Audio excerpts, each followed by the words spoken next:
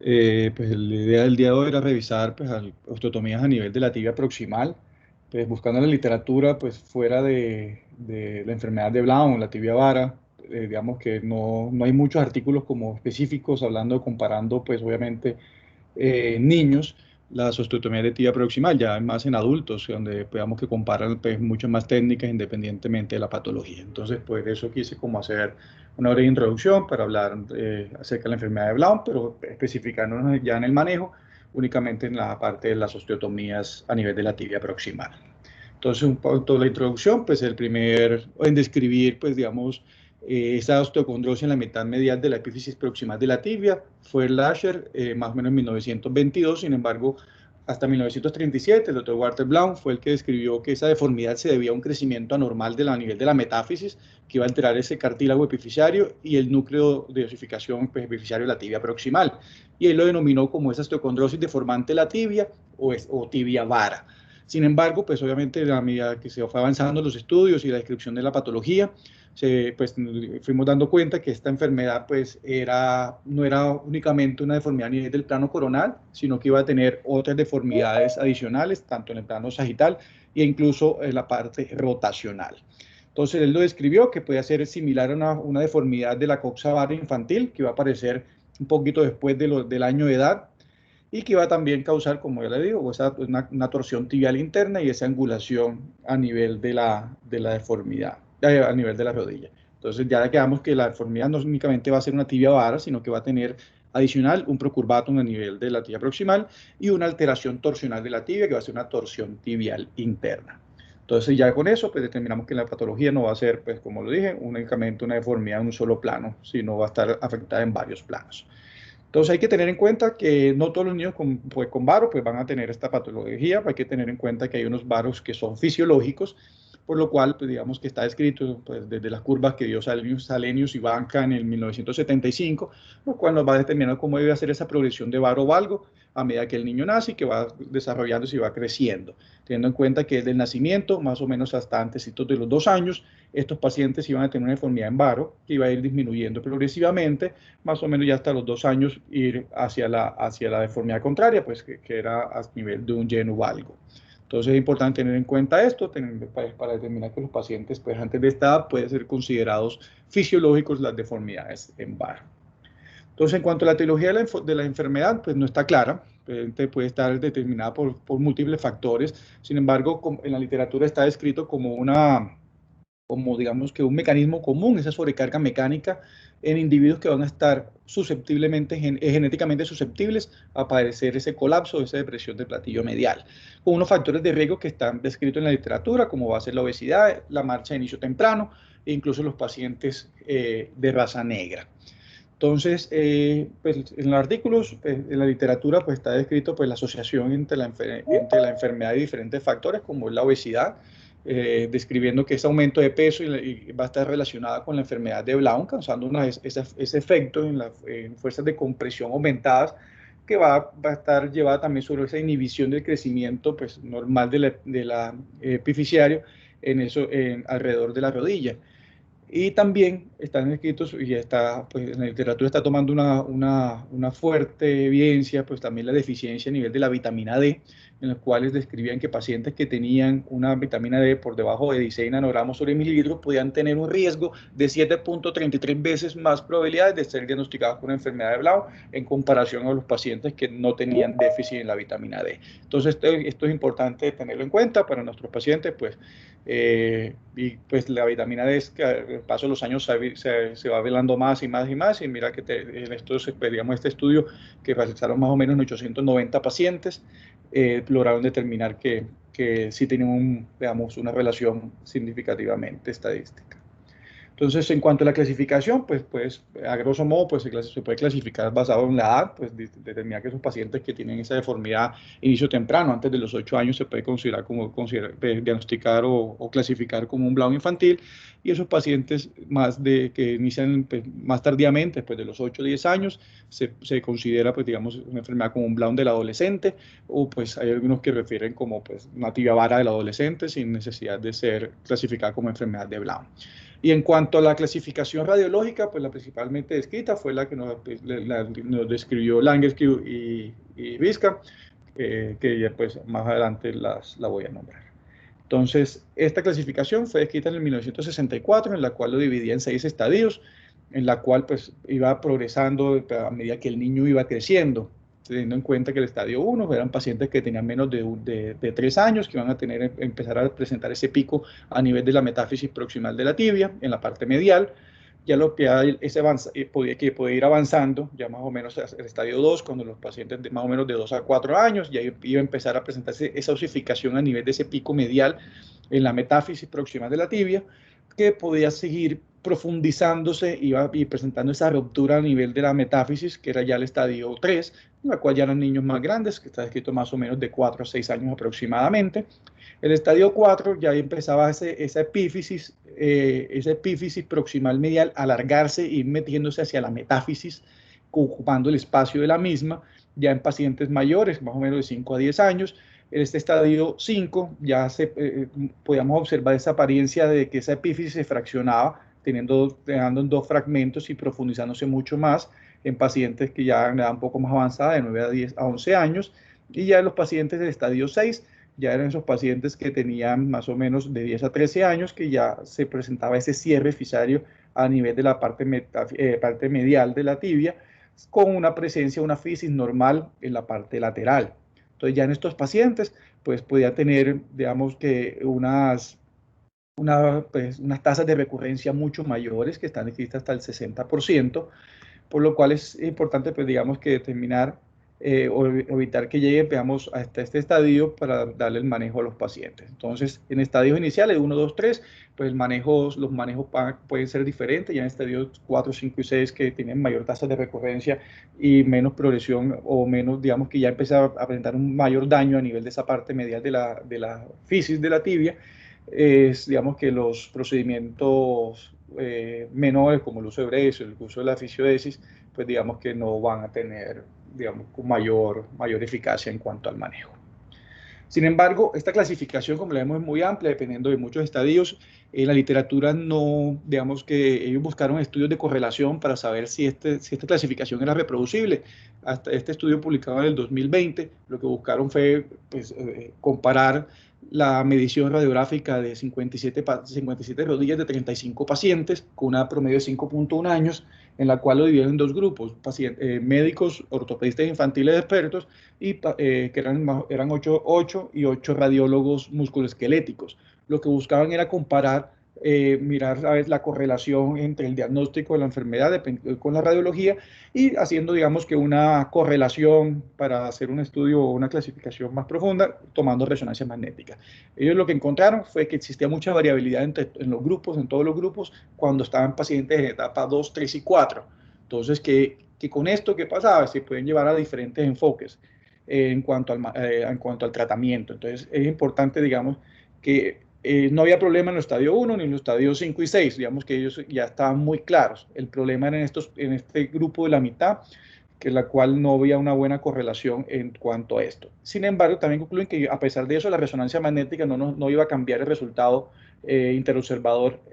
en estos 3 grupos, lo cual es el grupo como que hay que tener mayormente en cuenta, sabiendo que, como lo mencioné en la parte anterior, esos estadios 3 y 4 pues va a cambiar en cuanto al manejo, porque pues digamos que podemos no presentar mejoría o presentar residuos de la patología si no damos un tratamiento efectivo. Entonces, dividiendo los 2 grupos, pues ese Brown infantil, ese Brown de adolescente o sativa de adolescente, hay que tener en cuenta pues la edad de aparición, como ya hemos dicho, en el Brown infantil más o menos va a estar de los 2 a los 5 años, en ese Brown del adolescente se va a presentar en pacientes mayores de 10 años. En el infantil pues va a tener un 50% de probabilidad de que sea bilateral, y en cambio ya, pues digamos, el adolescente generalmente van a ser unilaterales. En cuanto a los factores de riesgo, como ya lo he dicho para el infantil, inicio temprano de la marcha y la obesidad, y en cuanto a los adolescentes, pues está descrita también la obesidad. En cuanto a clasificación radiológica, Langesky se utiliza únicamente para pacientes con Brown infantil. En cuanto a Brown del adolescente, no tiene una clasificación radiográfica específica. La severidad va a tener una afectación más severa a nivel de la fisis, con una alteración epifisiaria en el Brown infantil. y pues obviamente el adolescente al tener menos probabilidad, pues digamos que ya la fisis va a estar un poco más en cierre, pues va a tener menos afectación o va a ser menos severa esa afectación a nivel de la fisis. Cuanto a lo que a la localización, la afectación en Blount infantil va a ser más epifisario y más fisario, y en cambio la adolescente va a ser más a nivel de la metáfisis. Cuanto a la afectación ósea, podemos encontrar en el Blount infantil que esa fisis va a tener una alteración a nivel de la fisis de la tibia proximal, presentando un varo, un procurvato, una torsión tibial interna, como ya lo he descrito, pues, como ya se ha descrito inicialmente, y pueden presentar a nivel femoral un valgo compensatorio. Esto es importante terminarlo en los pacientes más pequeños. En cambio, en el Blount de adolescente va a tener también esa afectación a nivel de la fisis de la tibia proximal, presentando esa deformidad en varo, obviamente de la tibia, con unas deformidades adicionales que va a tener un varo femoral distal y un valgo compensatorio a nivel de la tibia distal, a nivel del tobillo. En la historia natural, pues en los estadios hasta estadio 3 más o menos, van a ser autolimitados, que digamos, puede mejorar espontáneamente. En cambio, en el Blount adolescente sí va a ser una deformidad progresiva. En cuanto a tratamiento en el Blount infantil, pues va a depender obviamente del estadio. En etapas iniciales incluso está descrito el uso de ortesis con una evidencia contradictoria o controversial, pues, ya el manejo con cirugía. Y en cambio ya en el Blount del adolescente pues no hay otro tipo de manejo sino el quirúrgico para la corrección de la deformidad. Entonces, como lo mencioné en ese Blount del adolescente que podía tener una deformidad a nivel del fémur, pues me encontré este artículo publicado en el JPOB del 2020, en la cual buscaban esa relación o qué pacientes presentaban ese varo a nivel del fémur, encontrando y comparando esos pacientes diagnosticados con enfermedad de Blount en los tres tipos, siendo infantil menos de 4 años, juvenil de 4 a 10 años y del adolescente mayores de 10 años, y los compararon pues pacientes de grupo control, pues apareados igualmente por edad y sexo. Entonces lo que encontraron básicamente pues en el primer grupo, ya en general, pues todos esos pacientes que tenían enfermedad de Blount iban a tener un 65% de varo en comparación del grupo control, que van a tener 31% de varo a nivel femoral, con un ángulo medido por un ángulo femoral distal lateral mayor a 83 grados para el estudio. Entonces, con esto pues, encontraron pues, una diferencia estadísticamente significativa en general. Ya dividiéndolo por edades, entonces encontraron, pues, en este nuevo, en cuanto al varo, al Blount infantil, no había diferencia estadísticamente significativa. Sin embargo, sí presentaban mayor deformidad en varo a nivel femoral en los pacientes que tenían enfermedad de Blount. En cuanto a la enfermedad de Blount juvenil, igualmente también había mayor porcentaje de pacientes con varo femoral en el grupo de enfermedad de Blount en comparación del grupo control. Sin embargo, estas diferencias no eran estadísticamente significativas. Y ya en el grupo de los adolescentes, sí presentaban ese varo femoral con el paciente con enfermedad de Blount de un 86% en comparación del 14% del grupo control, determinando que sí era estadísticamente significativo. Entonces, con lo cual concluyeron ellos en el estudio que sí hay una relación, si el varo femoral si está presente, puede estar presente en todos los grupos de aparición de la enfermedad de Blount. Sin embargo, es mucho más fuerte o digamos que más presente en esos pacientes con varo a nivel de enfermedad de Blount a nivel de adolescente, o que esos pacientes que se presentaban mayores de 10 años, lo cual pues, nos da la luz para saber, digamos, que dónde debemos corregir la enfermedad, sabiendo que no es solamente a nivel de la tibia, sino que también puede tener una afectación a nivel del fémur distal. Entonces, radiográficamente, ¿qué se puede encontrar en estos pacientes? En estadios iniciales se puede observar ese ensanchamiento a nivel de la fisis medial de la tibia, nos puede dar, digamos, una luz en comparación a lo que se ve en la parte lateral. Entonces, digamos que este ensanchamiento pues, es un factor de riesgo para la producción o para la depresión de la meseta medial. También podemos observar ese pico, digamos, ese pico a nivel de la epífisis, de la metáfisis, perdón, proximal medial, que digamos que está descrito o que está fuertemente descrito para la enfermedad de Blount. Entonces es siempre importante determinarlo y observarlos a nivel de la radiografía. Sin embargo, ¿qué podemos medir o qué se debe medir en estos pacientes también? Como lo vemos en la imagen de la izquierda, podemos tomar o considerar pues, el ángulo femorotibial, la cual pues, digamos que nos va a dar pues, uniformidad en varo, pues ese ángulo X, ese ángulo que se forma acá. Y está descrito pues, la medición del ángulo de Levin-Drenan, en la cual pues, se mide ese ángulo metafisiario de comparación con la diáfisis, trazando una línea que va para el nivel de la cortical lateral de la tibia, con una perpendicular a esa y una línea, pues si traza una línea a nivel de los dos picos, tanto lateral como medial de la epífisis, que nos va a dar este ángulo. Que si es menor de 10 grados, pues va a tener una probabilidad del 95% de tener una resolución espontánea de ese varo. Cuando está entre 11 y 16, según Levin-Drena, pues se requiere observación temprana, pues observación gradual, porque estos pacientes, pues, digamos, pueden llegar a progresar. Y pues digamos que ya cuando es mayor de 16 grados se considera normal, con un 95% de probabilidad de progresar. En pues, la descripción inicial le daba el diagnóstico mayores de 11 grados, sin embargo esta Heli lo da un poquito mayor, que es más de 15, 16 grados para el diagnóstico de la enfermedad. Entonces, en este caso tenemos, pues, digamos, esto es un paciente que llegó a cada consulta de 26 meses, 27, 26 meses de edad, la cual con una deformidad unilateral al nivel del miembro inferior izquierdo, que si trazamos el ángulo de Levin-Drena, pues nos da un ángulo aproximadamente de 15, 16 grados, en la cual, pues digamos que nos podría dar ese diagnóstico según, pues, la clasificación de esta Heli para el diagnóstico de la enfermedad, por lo cual, pues digamos que era diferente, obviamente, al lado contralateral, que era normal. Si ya medimos, hacemos el test de alineación, pues ya me iba aquí con Bondinja, que pues aquí me ayudó el doctor Galván porque yo no lo tengo, y hacemos esa medición de ese test de alineación, pues encontramos que ese ángulo femoral lateral distal iba a estar en 97 grados, que es, pues, hacia deformidad en varo, pues si nos daba que correlación así con el estudio que mostré, que estos pacientes pueden tener una alteración a nivel también femoral distal. Y en cuanto al ángulo proximal medial de la tibia, era de 82, también dándonos una deformidad en varo a nivel de la tibia. En comparación ya al lado contralateral, que teníamos un grado femoral lateral distal de 89 y tibia proximal medial de 88. Entonces siempre es importante pues, determinar, porque es que pues, para determinar dónde se debe hacer la corrección, en este caso este paciente, si lo vamos a llevar a hacer pues obviamente una fisiodesis, pues lo ideal sería que se debe realizar a nivel de los dos segmentos. Este otro caso, otro paciente de 24 meses, 27 meses, perdón, con pues, una deformidad en varo y ahí sí simétrica, en la cual si no nos traza el ángulo de Levin-Drena nos da más de 22 grados en ambos lados, por lo cual se da pues, el diagnóstico de una enfermedad de Brown. Entonces es muy importante pues, determinar, pues, saber las mediciones, según el grupo etario también, para hacer el diagnóstico y obviamente para poder dar el tratamiento. Entonces, ¿qué se puede hacer o qué se realiza en estos pacientes?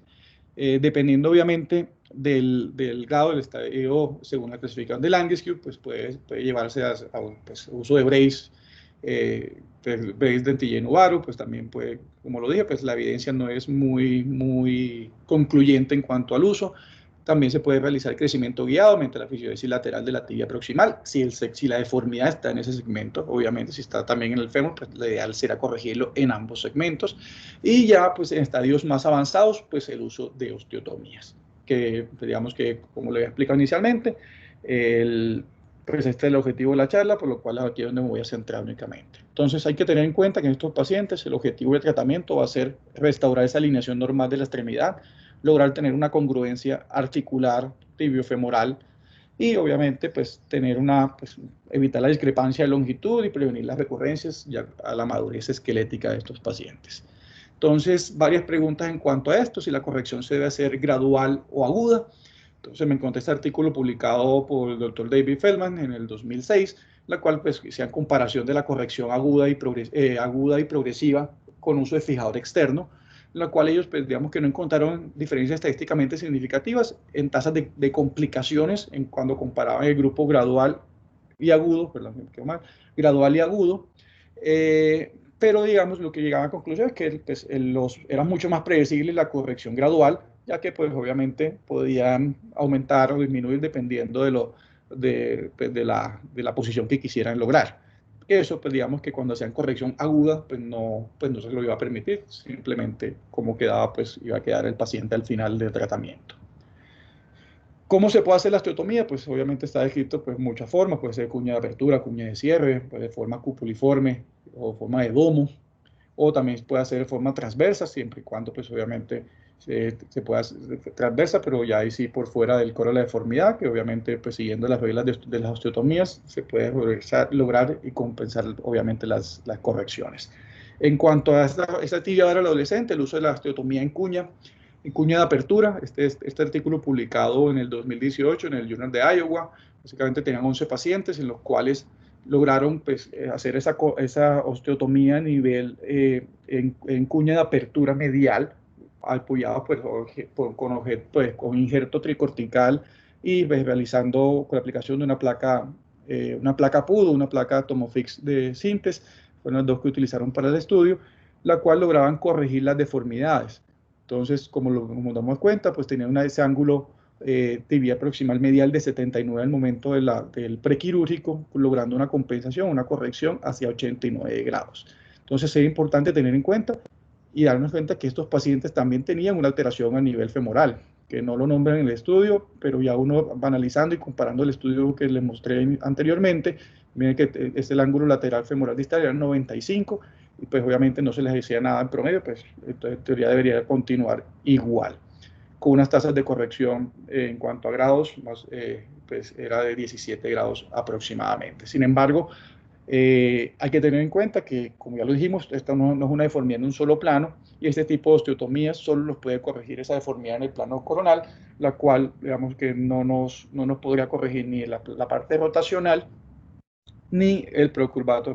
que pueden tener estos pacientes en algunos de los casos. Entonces, esta osteotomía pues, es útil, pero únicamente para corregir deformidades en bar. Entonces, digamos que en la literatura, ¿qué otras alternativas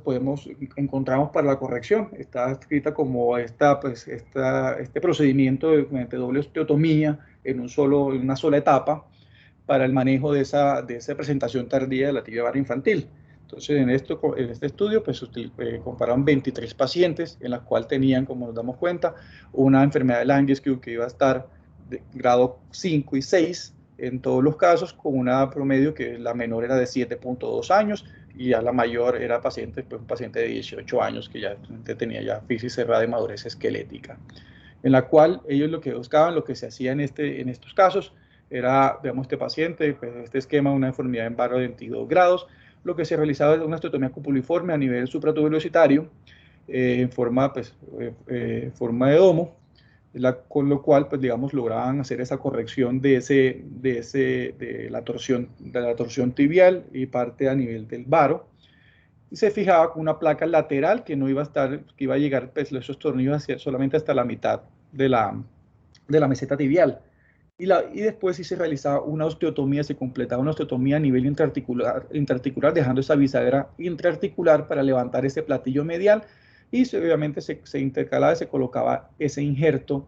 que se tomaba la ostectomía del peroné para mantener esa elevación del platillo, pero digamos que no se aumentaba, no se completaba esa fijación con absolutamente nada. Simplemente pues con el injerto tricortical que va a entrar pues, en forma press feed ahí sobre la meseta tibial. Entonces, con esto pues encontraron pues, resultados favorables en cuanto a la mejoría de la alineación, la corrección de las deformidades,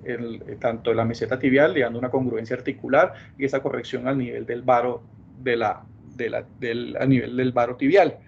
Como el ejemplo de este paciente que tenía 8 años y medio al momento de la cirugía, como lo vemos que tiene ese Langesku que ya estaba en etapa de grado 5 o 6, que digamos que realmente el manejo iba a ser mediante esa osteotomía, pues digamos se le hizo esa osteotomía en domo, ya este resultado en seguimiento del paciente, con lo cual vemos como ya mejoraron esa elevación de la meseta tibial con el injerto intercalar puesto para mantener la osteotomía y la placa que iba, como mostramos, esa fijación proximal, únicamente esos tornillos iban a estar introducidos solamente hasta la parte medial del platillo. Entonces esto es una alternativa en cuanto al manejo de estos pacientes mediante la osteotomía. Este otro trabajo publicado este año, que lo que buscan pues, también es comparar en un solo estadio, pues, el manejo agudo de estas deformidades mediante la elevación de la meseta tibial y una osteotomía a nivel metafisiario para esos estadios avanzados del Blount, lo cual pues, hacen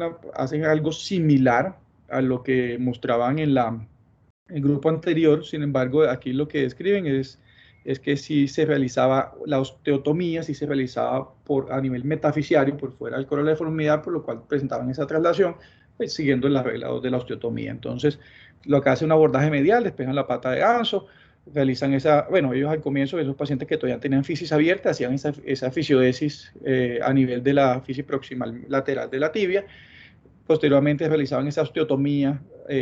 para levantar ese platillo medial con esa bisagra a nivel intraarticular, logran, pues, digamos, compensar o corregir la alineación adecuada que iban a tener a nivel del platillo, colocando también un injerto tricortical tomado a la ostectomía del peroné para mantener la osteotomía.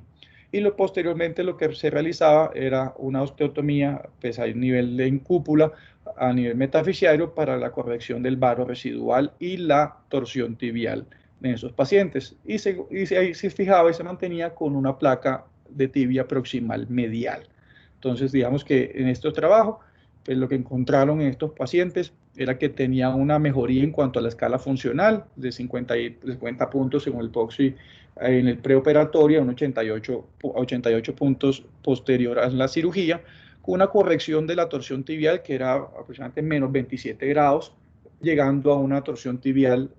de 11 grados en el momento del postoperatorio, que era estadísticamente significativo. Encontraron que esos pacientes presentaban una laxitud ligamentaria a nivel lateral, prequirúrgica en todos, los 21 pacientes, con una mejoría en todos al final del tratamiento, con ese trozo en varo, pues, ese empuje lateral o esa deformidad en varo en el momento del apoyo, que iba a estar positiva en 19 pacientes al momento del prequirúrgico, en la cual iban a mejorar en todos los pacientes postoperatorios. En cuanto ya a la flexión y extensión, no hubo diferencia estadísticamente significativa, ya que estos pacientes, digamos que no, al preparatorio no presentaban ninguna alteración en cuanto a la flexión y extensión de ellos. Entonces, como lo vemos acá, el seguimiento de un paciente durante todo el tratamiento, cómo se hace la corrección de la deformidad en forma aguda y cómo, pues, ya en el postoperatorio observamos la alineación de la extremidad. En cuanto a tasas de complicaciones, ellos encontraron que solamente 2 pacientes presentaron molestia a nivel del implante, para algunos con cicatriz hipertrófica y molestia de la cicatriz, pero en ninguno de los casos encontraron recurrencia de la deformidad. Nuevamente, pues otras técnicas para la fijación de este artículo también publicado en el 2020, en la cual, pues, el 2021 también, perdón, que en la cual también lo que se realizaba es esa osteotomía a nivel medial, pero lo que cambia en estos, pues, básicamente es el tipo de fijación que utilizan. En estos casos únicamente utilizan tornillos canulados, la cual, pues, se eleva el platillo tibial. Después ya de elevado el platillo tibial, se fija, pues, de medial a lateral con un tornillo canulado. Pues, pues en estos pacientes igualmente se utiliza la ostectomía del peroné para colocarlo como injerto para mantener la elevación del platillo tibial, y posterior a esto se realiza una osteotomía también en forma de cúpula, sino que no muestra en el trabajo cómo, pero aquí en el postoperatorio nos damos cuenta, de forma de cúpula para corregir ese varo y esa torsión tibial que tiene el paciente, y este también se fija con un solo tornillo canulado. Entonces, digamos que ellos, pues, no muestran tasas de complicaciones en cuanto a fallas del material, pero sí es una fijación que, pues, es un poco pues, menos confiable, no sé, tiene menos, digamos, sigue con los principios, pero pues mantener esa doble osteotomía con 2 tornillos únicamente, pues siempre deja un poquito de susto. Pero ¿qué nos encontramos en la literatura en cuanto a las tasas de recurrencia? O sea, ya lo dijimos que en esos pacientes con Langesque de 6, pues el manejo con osteotomía puede tener una recurrencia en cuanto a la deformidad. Pero entonces, ¿qué nos dice la literatura de qué pacientes pueden presentar mayor recurrencia en cuanto a esto? Entonces, como lo dije, pues más o menos del 40 a 70% pueden tener una tasa de recurrencia, y eso está descrito en la literatura por factores dados como la edad en el momento de la osteotomía, la obesidad del paciente, el estadio de Langesque, obviamente, como entre más avanzado, pues va a tener mayor tasa o mayor posibilidad de que recurra o que, pues, la deformidad vuelva a aparecer. Y también se ha descrito esa pendiente o esa caída del nivel de la metáfisis medial como uno de los factores en cuanto a la literatura. Sin embargo, en los estudios, pues no hay, digamos, en cuanto al ensanchamiento ese que observábamos en la fisis lateral, pues no, digamos, como que no hay estudios que lo avalen como un factor de riesgo para la recurrencia de la enfermedad, y esa indentación o esa muesca que puede presentar a nivel del cóndilo femoral medial tampoco, digamos, que está descrito en la literatura. Entonces, esta es la depresión o la caída del platillo tibial medial, la cual, pues, se traza esa alineada que va al nivel de la fisis de la tibia, Y la línea B, pues esa caída pues, a nivel de la metáfisis la metáfisis medial, formándonos este ángulo que está descrito en que obviamente entre mayor hay mayor probabilidad de recurrencia de la deformidad. El ensanchamiento a nivel de la metáfisis lateral de la tibia, como otro factor de riesgo importante para la recurrencia de la deformidad, y esa, como le digo, esa indentación, esa muesca que puede presentar esos pacientes a nivel del cóndilo lateral, del cóndilo femoral lateral, medial, perdón. Entonces, este trabajo, pues lo que buscaba era comparar todos esos factores de riesgo en este grupo de pacientes. Tomaron 20 pacientes con 35 extremidades, en la cual el 30% de esos pacientes iban a presentar un índice de masa corporal dado por un percentil mayor a 95, que lo clasificaba uno como obesidad, y esos 20 pacientes, el 43% iban a estar clasificados con Langesque de 2, 26% Langesque 3, el 17% Langesque 4 y un 14% Langesque 5. En cuanto a la estabilidad de la rodilla, es importante determinar que estos pacientes tenían una laxitud pues, de un bostezo en grado 1 del 57%, grado 2 del 20% y un grado 3 del 22%. Todos estos pacientes, pues, el ángulo tibio femoral iba a estar en promedio 28 grados en varo en el momento del prequirúrgico. Todos fueron llevados en un grado promedio de 9 grados de valgo en el posoperatorio inmediato. Entonces, ¿qué encontraron ellos? Que en estos pacientes, pues obviamente, como le digo, cuando comparaban los que tuvieron recurrencia y los que no tuvieron recurrencia, había diferencias estadísticamente significativas en cuanto a la estabilidad de la rodilla y al estadio del Langesque. Obviamente, entre más avanzado, entre mayor inestabilidad, iban a tener más probabilidad de recurrencia. Y en cuanto al ángulo tibiofemoral, en esos pacientes que tenían un ángulo tibiofemoral mayor en el prequirúrgico iban a tener, digamos que, unas diferencias estadísticamente significativas en cuanto a la progresión, la recurrencia de la deformidad, y en ese ángulo la meseta tibial proximal también, cuando eran pacientes mayores, estos pacientes en promedio tuvieron 65 grados, iban a tener una probabilidad de recurrencia mucho mayor. Ya sacando del OR, digamos que en estos pacientes nos damos cuenta que esa estabilidad de rodillas da 6.6 veces mayor probabilidad de presentar una recurrencia en cuanto a la deformidad. La obesidad, a pesar que nos muestra 3.2, ese OR toca la unidad, por lo cual digamos que por eso no lo sobresaltan en esto, pero sí muestra que tiene un OR que digamos que es como factor de riesgo para la recurrencia de la deformidad. El Langesque, pues según el Langesque, entre más avanzado iba a ser, pues va a tener una probabilidad de un OR de 6.3 veces de presentar recurrencia de la deformidad. En cuanto al ángulo tibiofemoral, si era mayor de 30 grados, pues también iba a tener 4.9 veces pues, el OR para la recurrencia de la deformidad. Y ese ángulo a meseta tibial iba a ser de 1.2 veces el riesgo. Sin embargo, cuando este era mayor de 60 grados, la diferencia iba a ser muchísimo mayor, como lo vemos que va a ser de 73.3, un OR de 73.3, la cual pues era bastante significativo en cuanto a la recurrencia de la deformidad. Entonces, en esto, pues, digamos que corroboran todo lo que se encontraba en la literatura en cuanto a los factores de riesgo importantes, teniendo en cuenta la laxitud, el Langesque y esa depresión a nivel de la meseta tibial medial como factores de riesgo de recurrencia de la deformidad. Entonces, siempre es importante esto para, obviamente, el manejo que vamos a dar. A los que les gusta la fijación externa, pues también estos mismos procedimientos, consiguiendo como las mismas bases en cuanto al manejo, también se puede realizar mediante fijación externa. Nos damos cuenta, estas son imágenes de un paciente que operamos con el doctor Galván. Tenemos ese varo a nivel medial, se realizaba se le realizó una artrografía antes de empezar la osteotomía, la cual pues en este no nos marcó tanto, pero sí se veía lo que también describe en la literatura como esa hipertrofia a nivel del menisco medial. Entonces se realizaba igualmente la colocación de un tornillo de Jans hasta la mitad de la epífisis lateral. Con esto se realizaba ahí sí esa osteotomía del platillo medial con esa bisagra a nivel intraarticular para levantar el mismo. Pero obviamente se coloca ese injerto tomado también obviamente la osteotomía del peroné. Y lo que se realiza aquí sí es avanzar posteriormente a que se levante el platillo, avanzar ese tornillo de Jans para mantener esa fijación. Lo mismo pasa con el tornillo a nivel metafisiario, que se deja libre o se deja el espacio para realizar la osteotomía y posteriormente que se levante la osteotomía y se coloque el injerto autólogo tomado el peroné este tornillo se avanza para mantener la osteotomía.